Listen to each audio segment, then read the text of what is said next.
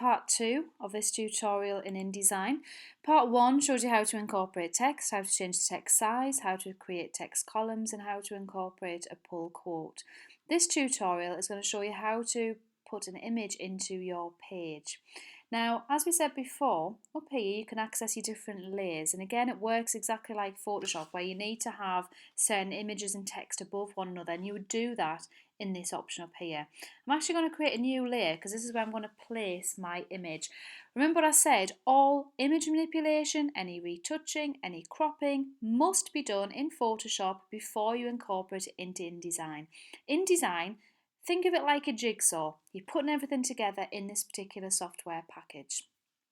Okay, so having said that, you've got all of your images prepared, you've got your shapes prepared, you've saved them in a folder.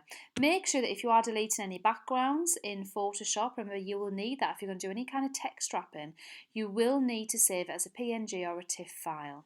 Once you've done that, make sure I've got that selected there, that layer 2. I'm going to go to File, I'm going to go to Place, I'm going to click on my pre-selected image, and here we go, and I'm going to place it here. Once I've placed it, obviously it's quite large, make sure you click on Auto Fit, which is this option up the top here.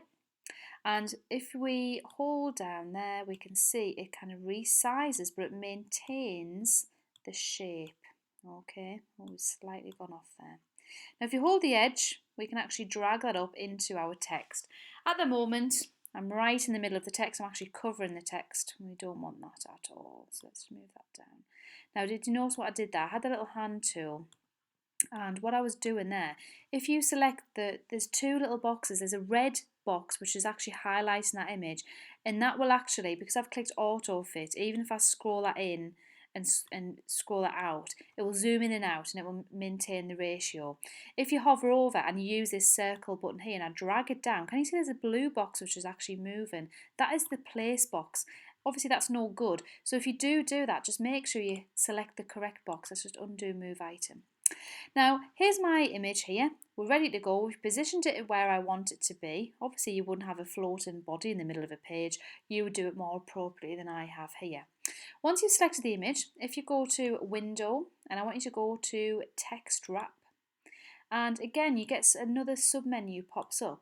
We're going to actually click on this one, which is wrap around the object. At the moment, the object is the actual bounding box.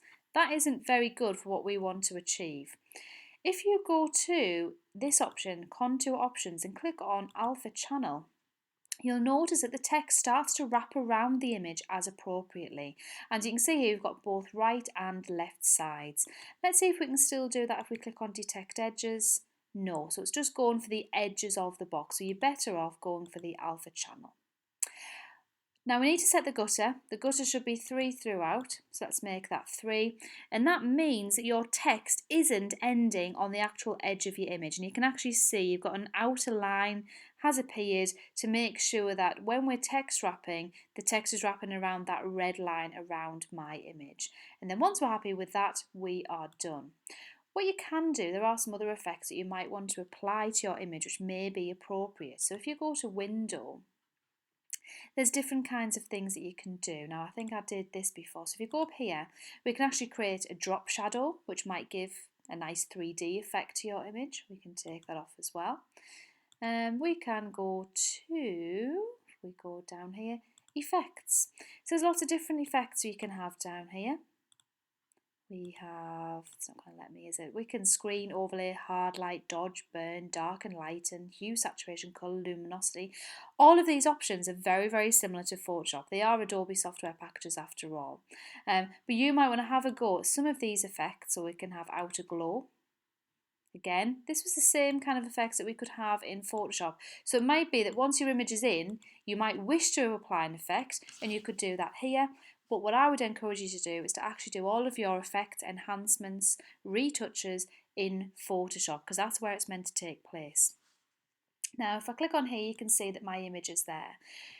To add interest to your page, you may need to add some sort of background texture, image, just to give it that something extra. And again, like Photoshop, add a new layer, and on that layer add more images. Whatever you may wish, but remember to do all of your manipulation in Photoshop before putting it into InDesign. So That is my tutorial about how to incorporate an image, how to text wrap. Please watch the other tutorials to show some of the other features in InDesign.